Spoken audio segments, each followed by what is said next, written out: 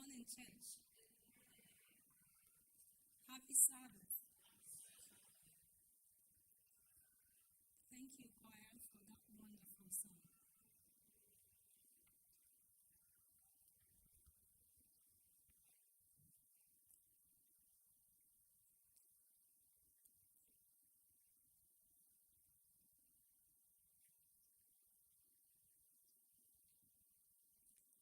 Everybody is welcome to Women's International Day of Prayer.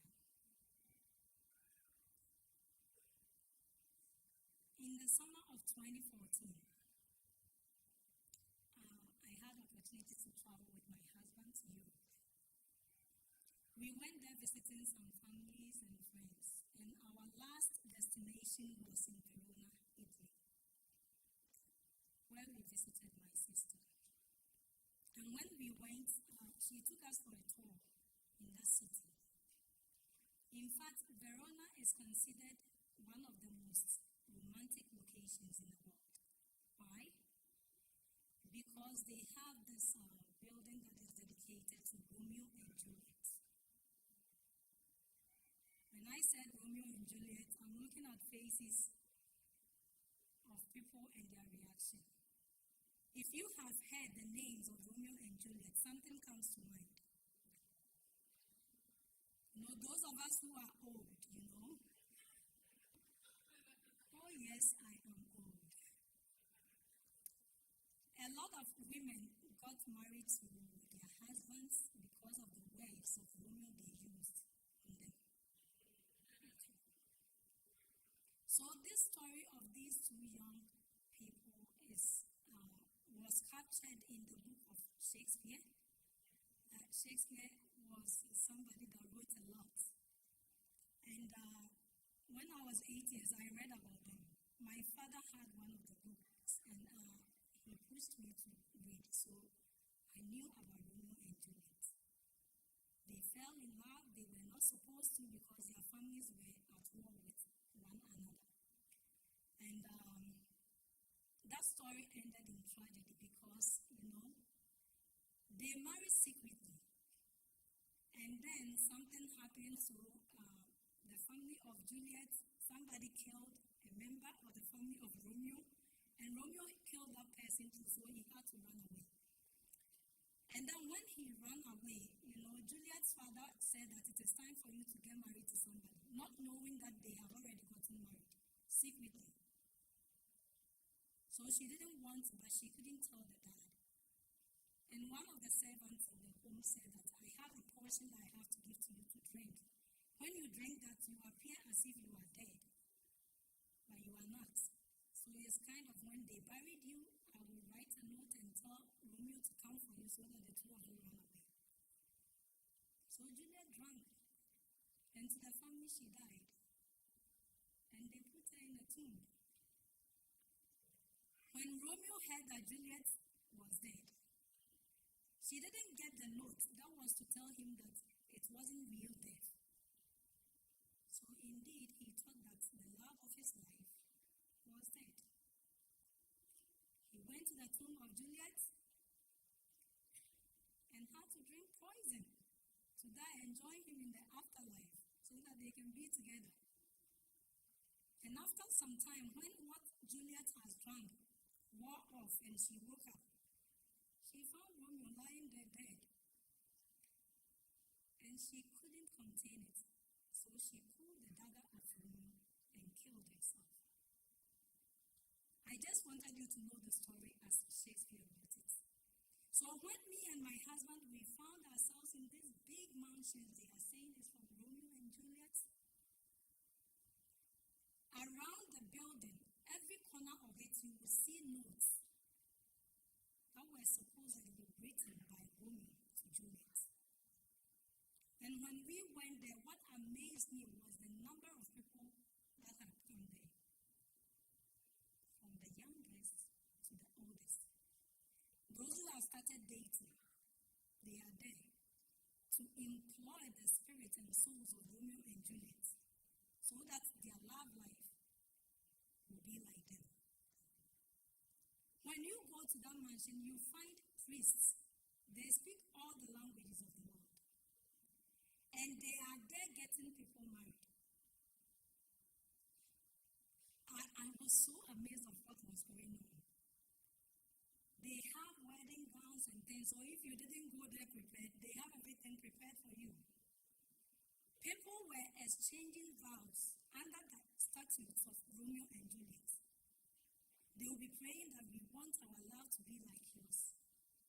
They will lock padlocks and put it there. That was the belief of them.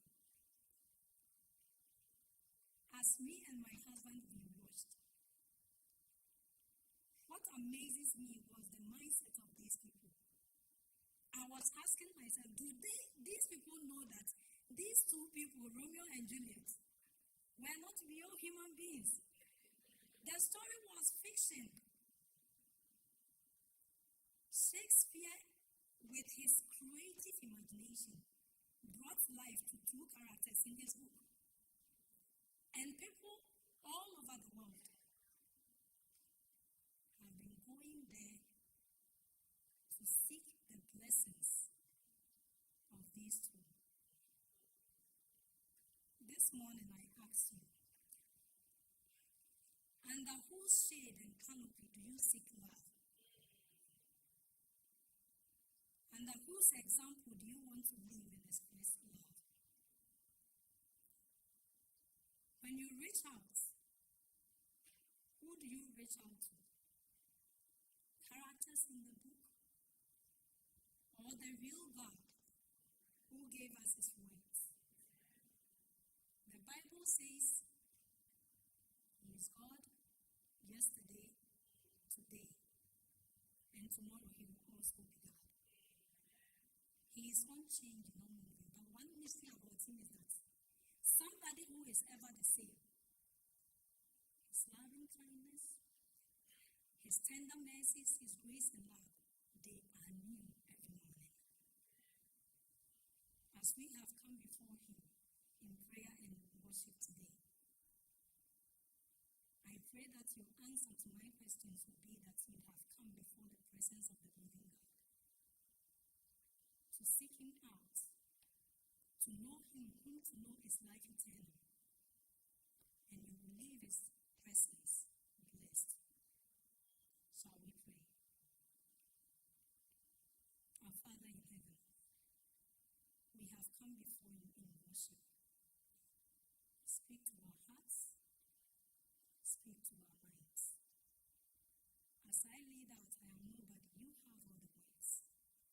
Speak to me, to your church. In Jesus' name, amen.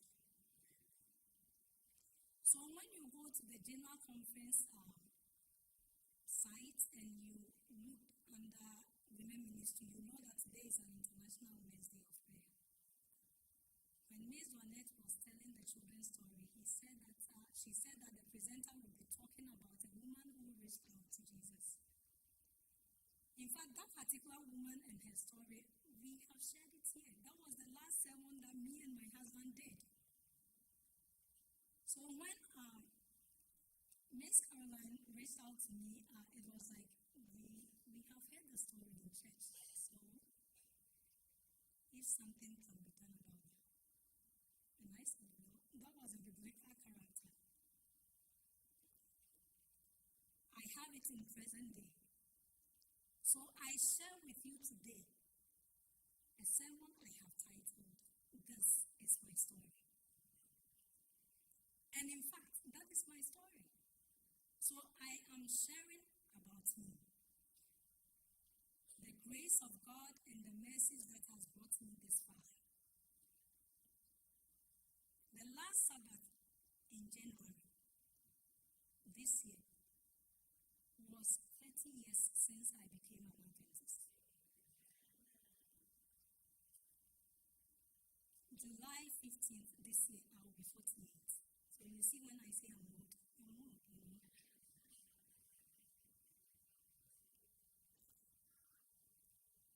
I wasn't born a Seventh-day Adventist. I was born in a Methodist home.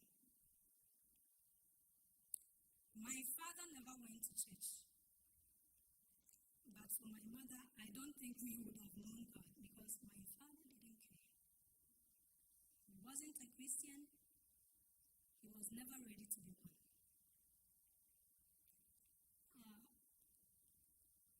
My family was the big one, My father was a polygamist.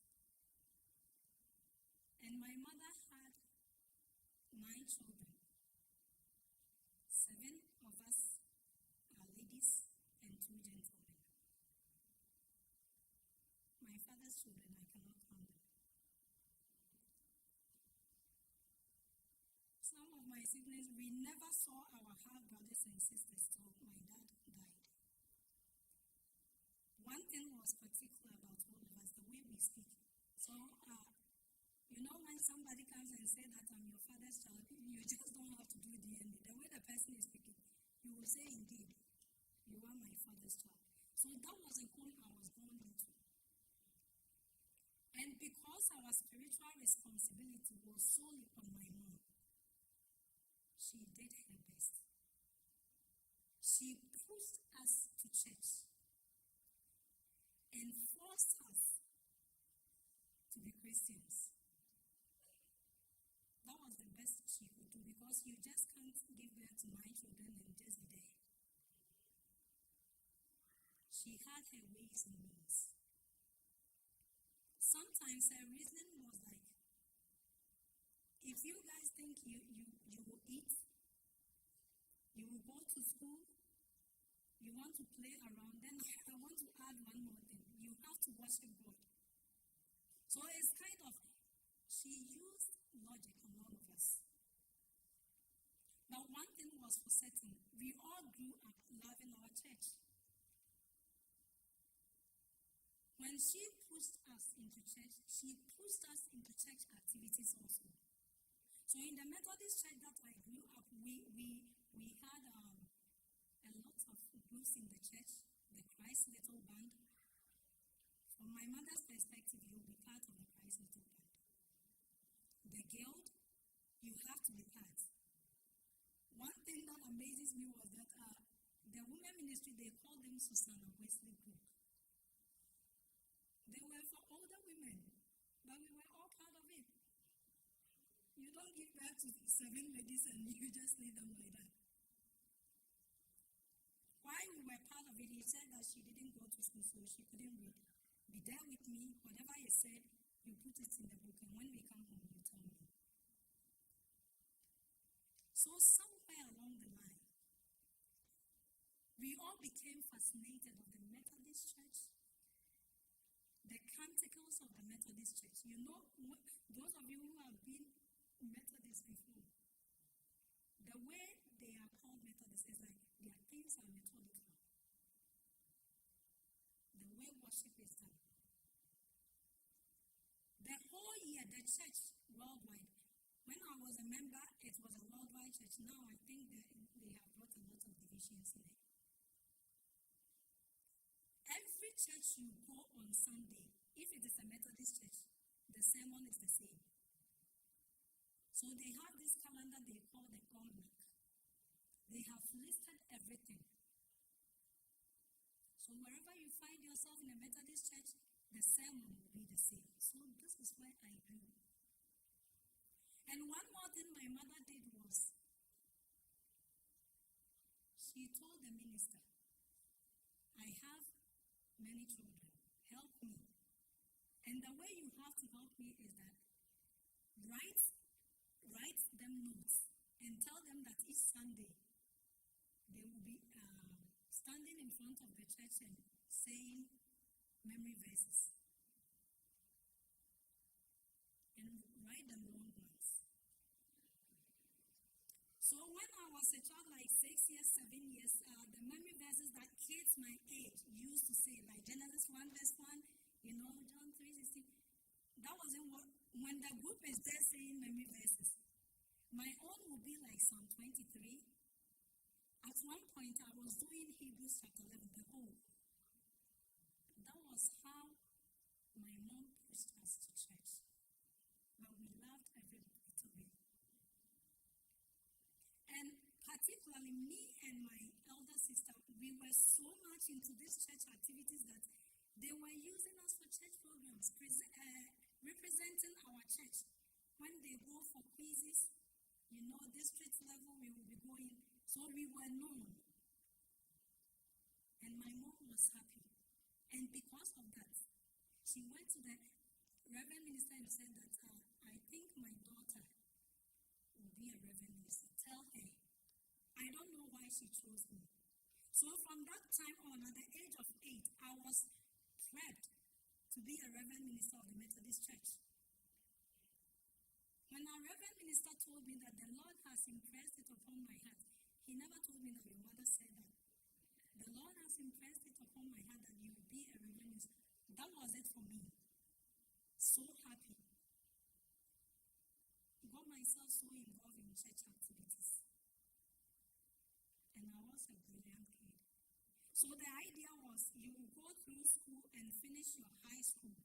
You write your national exams. Then you enter into the seminary. I was all prepared for it. In fact, I saw myself as a special kid. Because I was able to do that long memory verses. Sometimes I would laugh at the other kids. Go out of Genesis 1 verse 1. Do other things. I'll be laughing at them. I just want to tell you, church, that my pride level was 1,000%. Because other kids could not do what I was doing. I was becoming proud. But I had no idea. And when it was announced in church that this girl will be going to the seminary, and they were all saying, oh, thank God, we know that she will do it. The way she does things in church. The pride was rising. And one more thing. I had started my high school with my big sister. The one that I am after. She's older than me 4 years. When she was going to high school, I went with her. So I was 10. And she was 14. To me, I was special. I am going to school way before my time. I will be the first priest in my family. And a woman, of course. In my community, in my church, everything was like, I will be, And the pride was rising.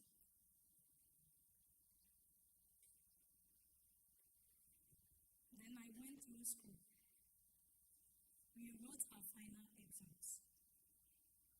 I had been preparing, so ready to go.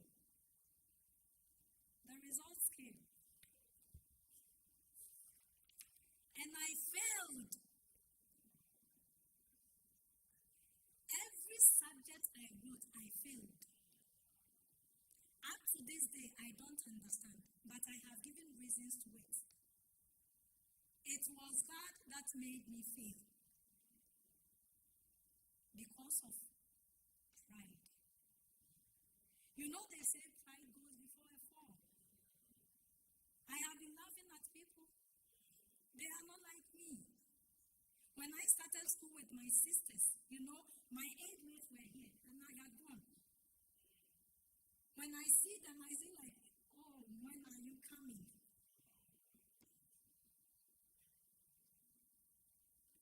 And God needed to teach me a lesson. In church, He taught me. My failure was all mine. A very big disappointment to me. I never thought I would fail. And in fact, the way, not that I didn't know what I was writing, it was brilliant. I knew. The teachers could attest to it. So my failure became the biggest news. Those of you who are from Africa and those of you who have visited there, in Africa, your business is your neighbor's business. They have taken literally what the Bible says that you are your brother's keeper.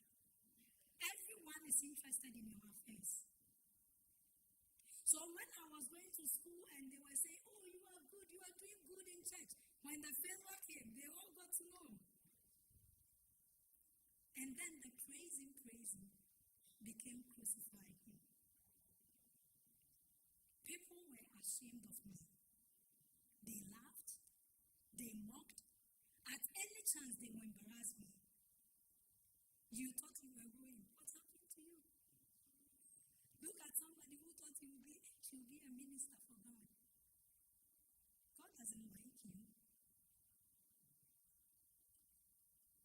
And you know, in sociology, they call something displacement. Like when I have a beef with you, but I know your height and then I cannot reach out to you. I will use that anger and channel it to another. I couldn't stand up to those who were mocking me. So guess who I channeled my anger to? God. Look at me. I was so annoyed and angry with him. My questions were, what did I do wrong? If nothing at all, I said I would be a minister. I have been active in church activities. Friends, I want to tell you today, the fact that you can recite all the Bible doesn't make you right with God. No.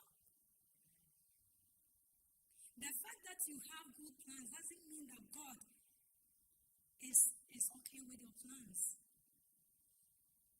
The Bible says there is a way that seemeth right in the eyes of man, but the end thereof is death. The memory verse we read, Proverbs 3:5. Trust in the Lord with all your heart, and lean not on your own understanding. The verse 6 said, in all your ways acknowledge him, and he will do what? As a young girl, I had recited this text over and over again. I had prayed to God that this is what I want. So if I planned out my life, and that wasn't the way God wants, what do you think he has to do? He altered it. And I couldn't have any of that. If I step out of the house, people will be laughing. You know, our neighbors. Even my sisters, my siblings, they were laughing at me. Now when I go to church, you know, the way at first they saw me, this girl, maybe she's a sinner, that's why God did. So I was sitting and nobody wants to come near me. I got to a point that my mind, it was like, God, if I sleep, let me die. So that the next day, because why am I being embarrassed so much? Am I the only one who has failed? But that was the state I was in. I couldn't sleep, I couldn't eat.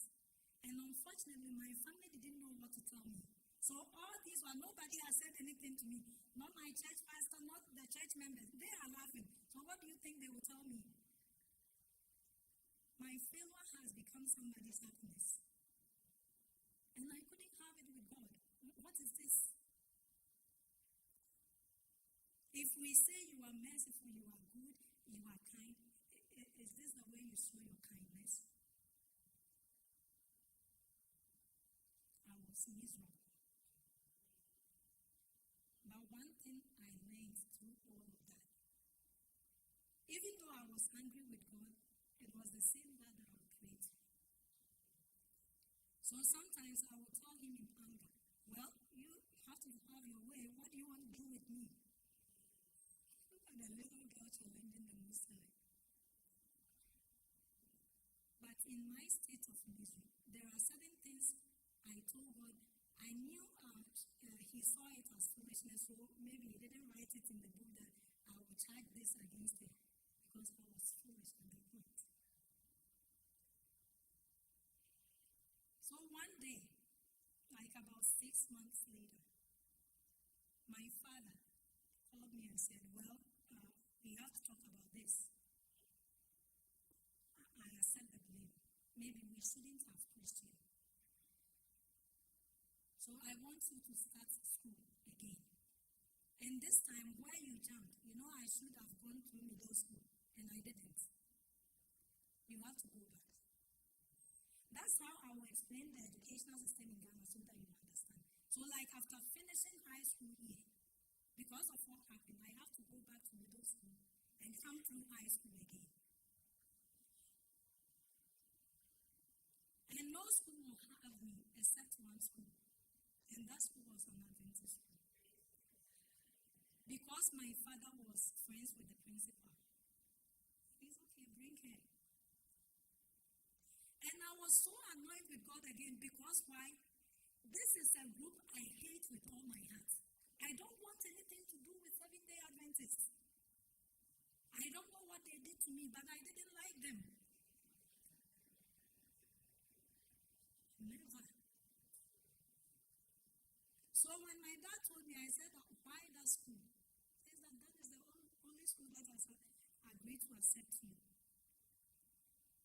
And reluctantly, I went. There too, I was teased because, I was now among my mates. But the teasing was like, so you went, and now you have come back. Every opportunity anyone gets, they will remind me. And that was hurting. So after that middle school, I now have an opportunity to go to a high school again. I chose an all-girls high school. That is where Julia completed her school. One of the best schools in Ghana. Yasantua Girls High School. That was my choice. That's where I wanted to go. So when the results came this time, I had passed with flying colors. My name wasn't there. My third choice, the name wasn't there. So my dad went to the principal. What happened? My daughter cannot find her name. Then the man said, well, we helped you in your moments of need. So when they were filling the forms, I saw the schools she chose, but I changed everything and gave her Adventist school.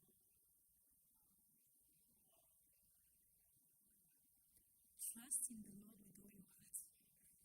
And lean not on your own understanding. In all your ways, acknowledge Him, and He will direct your path. Sometimes God puts people in our ways, they will do things to us. Until we get a bigger picture, we will think that those people are hurting us. But they are placing our feet on higher grounds. As to why the man did that, I know that it was the Spirit of God that moved him. In as much as we were so angry, we didn't have the money to wait and you have to bribe your way so that they will take you to the higher school. So I was forced to go to a Seventh-day Adventist high school. People I don't like. People I hate. I found myself in that school. And when I went, my name was the first on the list. And how they were welcoming me. But my heart was insulting them.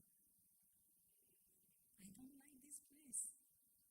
So immediately I went to school. I looked for people who weren't Adventists.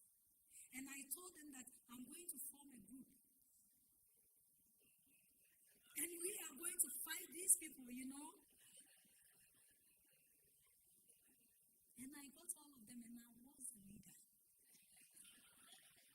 So when we go before worship, morning devotion, evening devotion, we will be at the back. When devotion is going on, we will be whispering among ourselves. We don't want to hear what is going on. Sometimes because we will be punished if we are seen, we wouldn't talk.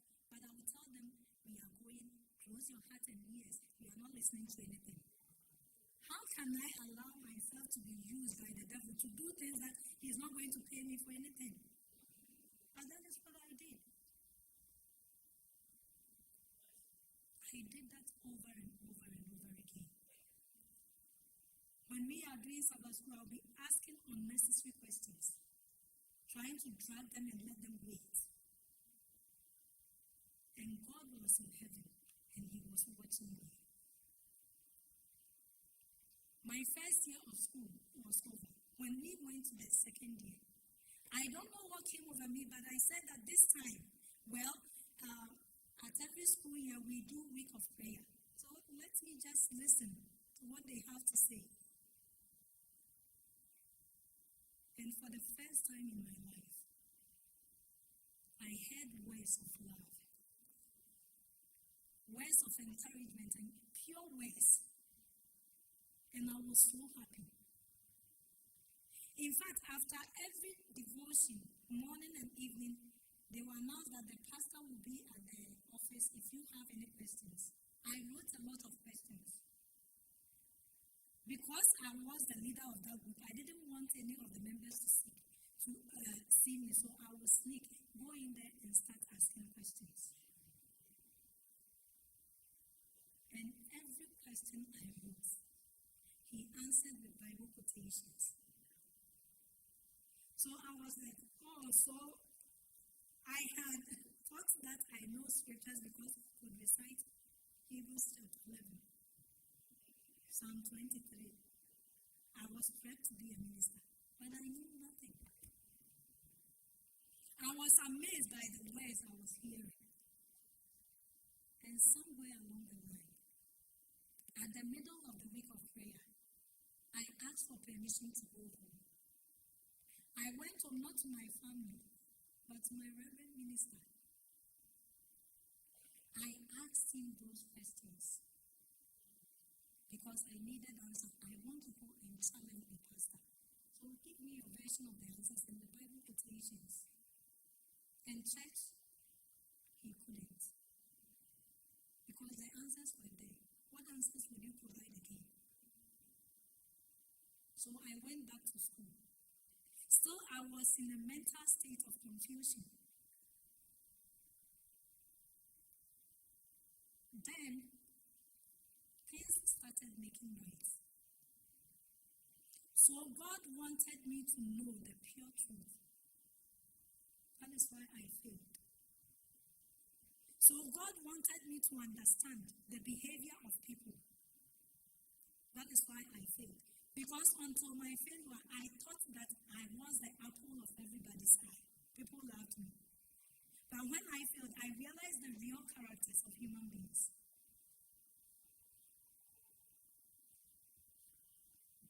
The last day of the week of prayer came. And after the sermon, the pastor did an altar call. I was at the back with my group.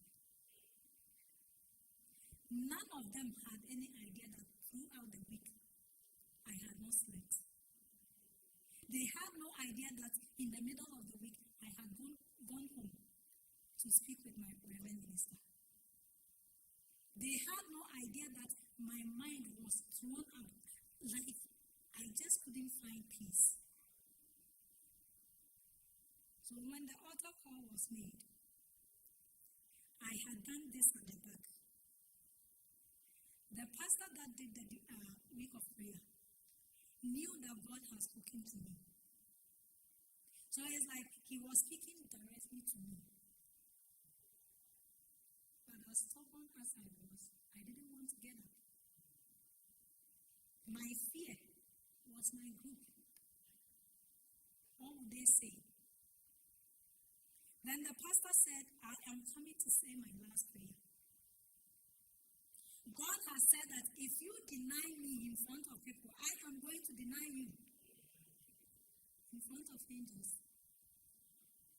And those words were like sword that cut through my heart. I don't know how I got up, but I got right at the back and walked in. And my group couldn't have it. Hey, are you crazy? What are you doing? No, sit down. You have been deceived. I turned and asked them, deceived who? I have been deceived by who? I walked up front, and that day, I was baptized. Church, the feeling was out of this world. I knew I was in the right place. It all came back to me.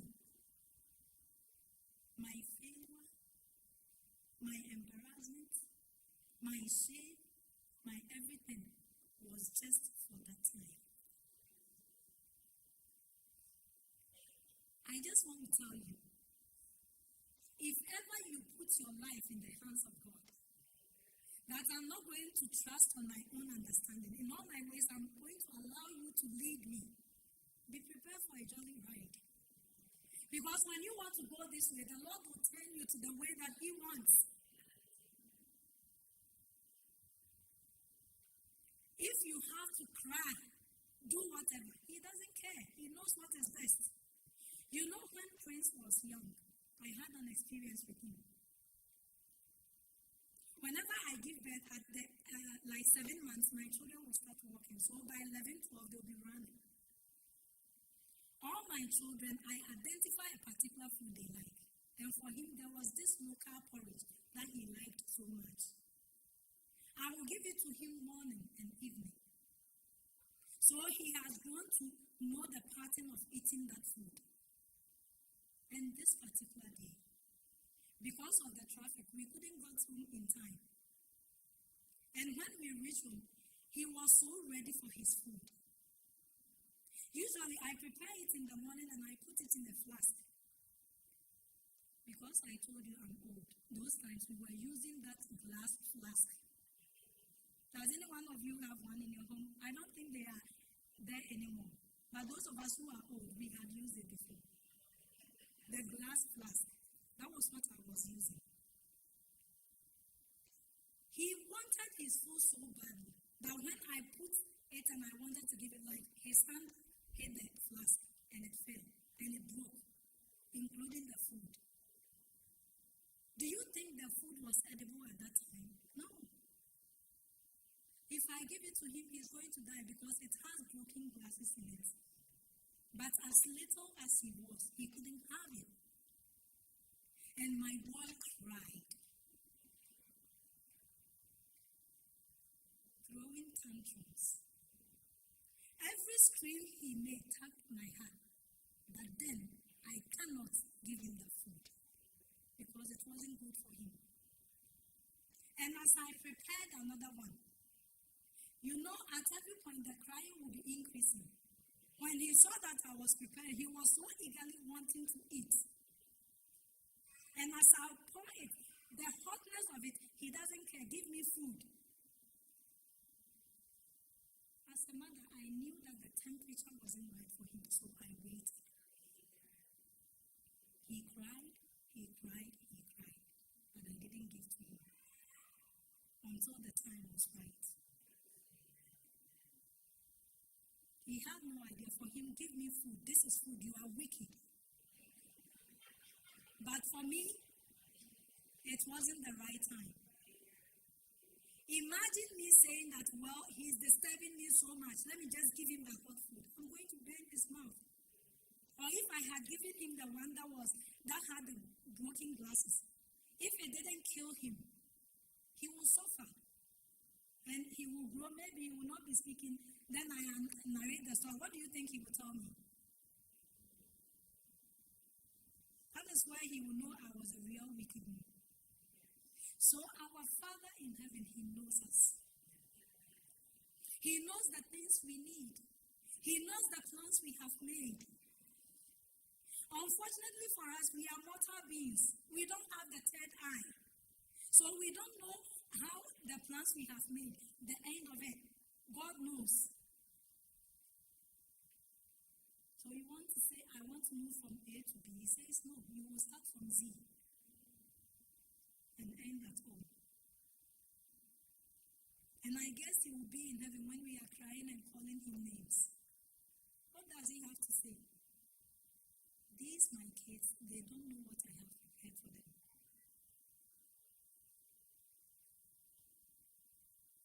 I come before you today, sharing my story, to let you know how good the Lord has been to me. I am still writing it.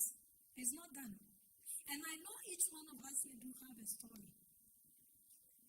Where you were and where the Lord has brought you. Sometimes we think that things happen and it is just for happenstance sake. No. They have a purpose.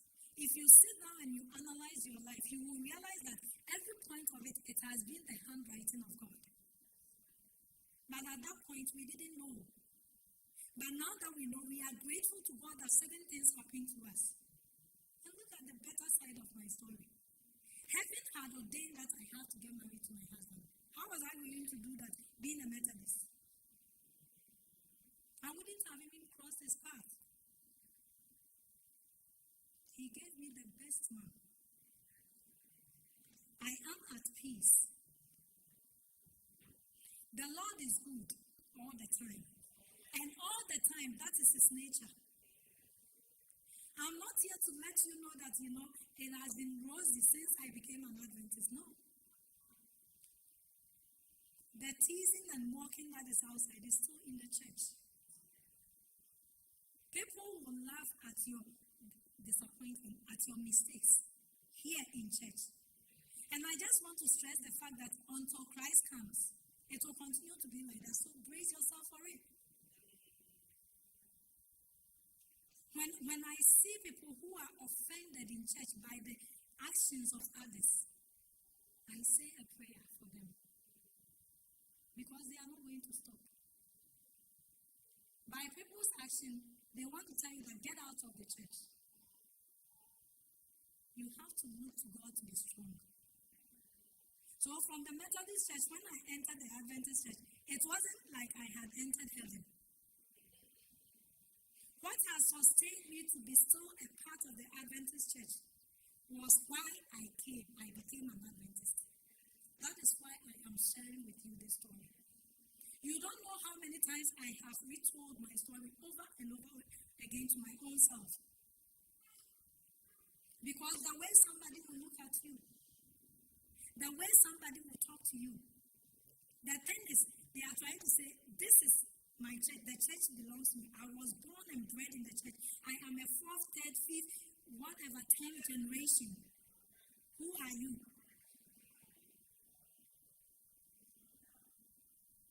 To such people, this is what I have for you. You know, the proverb Jesus said, the parable he said in the Bible that a man went out to get workers for his field in the morning.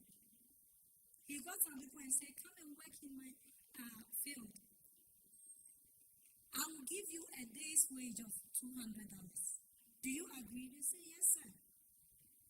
So maybe at 9 o'clock a.m., they came. The parable continues that at 12, he saw that they weren't, like they can't finish, so he went out for other people. He saw them, brought people in. And what interests me in that parable is that at the last hour, he went and called some people to when they came. So at the end of the day, he was doing his payments, the line. Those who came first, take $200 standing. Then they realized that he is giving everybody $200. What? We have been here with you since morning. That is so unfair. And the man said, what is the unfairness of it? We agreed. The story doesn't say that this one. I have added to it. Just think about it.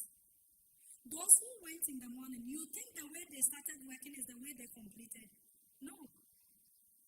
They will get tired along the way. So those who will join will bring fresh energy.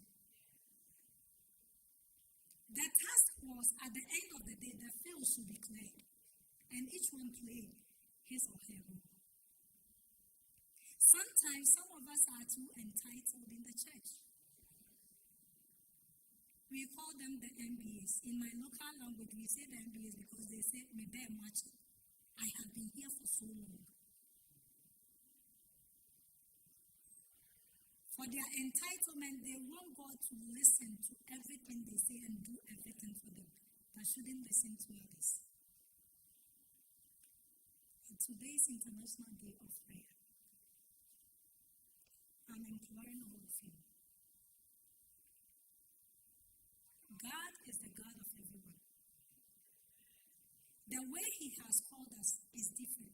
Looking at the children's story, every one of us is unique, so our calling is unique. How he arrested me to make me know that this is where he wants me to be is so different from how he did it to you.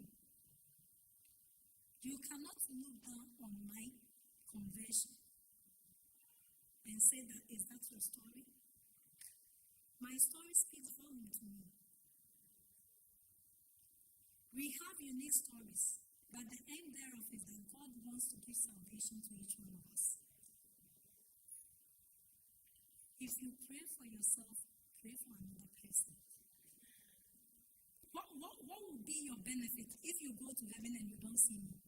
Will that be something that you like so much? If that is your mentality, then you are not going. Your main idea is to enjoy heaven and the rest of us wouldn't enjoy it. Is it something that will make you a candidate for heaven? So until we get there, be merciful to me. Be gracious to me. If I fall, let it be painful to you. Reach out and touch me and tell me that, come hold my hands and let's go together. Because together we can make it. Heaven is not going to be sweet if you alone will be the one to go there. The Bible says that there are many mansions prepared there. Until then, I want to ask you again. What is your story? Whenever you are in need, who do you reach out to? If the Lord has been merciful to you, have you been merciful to others? How hard it is for some people that they enjoy the forgiveness of God, but they don't want others to enjoy. They feel like, God, do this for me, but don't do it for her. My mindset was wrong. The Lord brought me to where I will understand it better. And I thank Him so much for what He did for my life. I hope my story has inspired you. Write your own story and share it someday with some people. Who knows? You all go to heaven because somebody heard your story. May God bless all of us in Jesus' name. Amen.